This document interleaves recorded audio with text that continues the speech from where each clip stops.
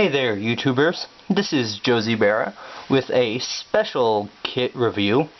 This is the Master Grade Deathscythe Hell Custom. My dad bought this kit for me a few months ago, thinking that my hobby was pretty cool and saying he wanted one looks really badass up in his house.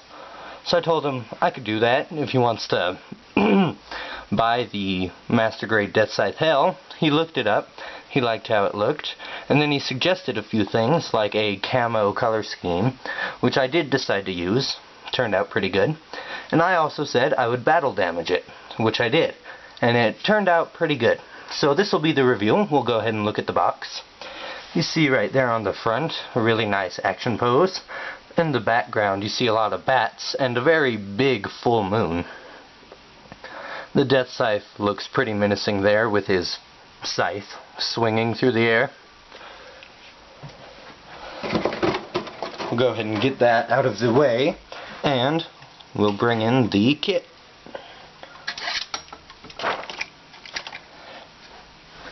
I feel like I did an amazing job with this kit. I guess the first thing I did was actually paint all of the purple areas, well, a grayish purple. I painted them to a primer gray, like there, and the arms. Then what I did was the spikes here on the feet, oops, and up on the knees and up here, I did in a dark gray. Then I went ahead and masked off the areas up here on the shoulders and these forearm pieces. And I did a primer gray, and then I did some some masking tape squares, and then I painted a darker gray, put on some more masking tape squares, and I ended up with, finally, after a few more layers of paint, very difficult. After a few more layers of paint, I got something that looked pretty good. Now we will look at the kit itself. Here it is. I have battle damaged and done a custom paint job to this. It looks pretty good. First of all, the custom colors I did was I painted the purplish gray parts here in more of a primer gray. Then I did the spikes and the knees, and then the under area here and these areas up here, I did them all in a dark gray. And then these cover pieces here and the ones up top here, I did in a camo gray color scheme, digital camo that is, with gray and dark gray squares followed by a final layer of black. It ended up actually pretty good. The battle damaging is quite extensive. There are lots of cuts, and then black and silver dry brushing to make it look pretty good. So, still has all the same Deathscythe Hell custom articulation, rotating, spinning around, all that crazy stuff, and it moves forward about that much. Can only go out that far. The elbow is double jointed, can go about that far. Up at the wrist, the hand can move back and forth, and it's on a ball joint. The head can go back and forth some, not a lot, down that much, not up very much because of the back neck guard, but there is a neck joint to let it go a little further. And then the waist has some articulation. Goes side to side some. It's good articulation, but it's not the best to have on a kit that does end up getting those huge wings. Then the skirts all move. They're all individually hinged and sorts of things. I do have problems with them falling off, as you saw.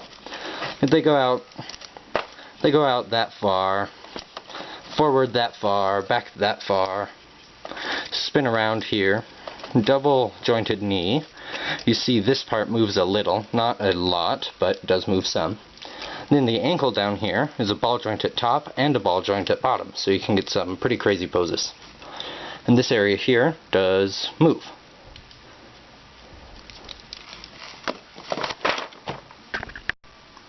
And now we will look at some of the accessories, starting with the many different hands. You see here, I have the open splayed hands, and actually how these work is you pull the fingers out and replace them with a different set of fingers. So these here, there are two with pegs inside there for holding on to the weapon. And then there are two almost identical to those, except they do not have the pegs in them. And then finally, there are two closed fists. And now, the main weapon is the beam scythe, of course. Very long and well put together weapon, in my opinion. I have done some battle damaging to this. I did on the hands too, but they're not that noticeable. Basically, I've just scratched it up and then dry brushed it into two different colors. And then, of course, you add the big beam. Now, this beam does come in this neon clear green color, but I just got my metallic green Gundam marker, squeezed out some of the stuff, and used a paintbrush to make it have a metallic fade towards the top. And I think that actually came out pretty good. I might end up doing that on more beam parts. And now for this kit's main accessory, at least in my opinion, is the big old batarang. These are the wings for the Deathscythe Hell Custom, and you can really see the battle damaging I did on there. See, there's a bullet hole there, and there's one over here. I didn't want to do too many bullet holes because then I knew it wouldn't be able to fly. But there are lots of scratches, and the camo color scheme does show really well on these wings. Basically, I just sprayed it all in primer gray, put on the stickers again, sprayed it in the dark gray, put on more of the masking tape, and then sprayed it black. Then I battle damaged everything, gave it a matte top coat, and this is how it came out. Really good. I like it quite a bit. I'll show you the other side. Looks pretty darn good to me. This kit does have, or this accessory does have some articulation, including this part moving a little bit. And then if you pull it here, you gotta pull it pretty hard. It comes out and it moves like this. Then this part can move that far back. Not forward at all, but that far back. Then here, I have two sections. You pull it out like that. And then this one folds. And it folds backwards about that much. And if you really pull it, you can get it to go like that for the cloak mode. And then, of course, there is this part here, which comes in and out. It's pretty nice. It's a great pair of giant bat wings, if I may say so myself. And once the wings are actually on the kit, you do notice some back-heavy issues. The articulation in the stomach area does make the whole back kind of lean back some. It's not a big deal. You can always fix it by attaching it to an Action Base 1, and you do get a special connector for it. This actually can plug on to the bottom of the crotch or in the back area between the wings and the main body. And there it is on a white Action Base 1, just to show you one of the easy to do, pretty cool looking action poses that you can pull off with this model. It does actually end up looking really good once battle damaging, especially with this kind of suit that already does look pretty dark and menacing straight out of the box.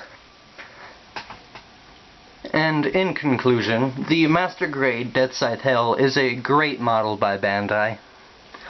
The articulation is pretty good, and really the only problems you'll have is the back heaviness with the wings, which are pretty easily fixed. Other than that, there aren't really any problems, other than possibly the finger design and the waist section and the parts falling off there. There is also a little problem with these wings being kind of floppy. But once you get them in the perfect pose like that, they do actually work pretty well. You have to just lean them back some. If you lean them forward too much, they'll just topple over. So in the end, it's a great model, and I suggest it for any builder, especially someone who likes Batman.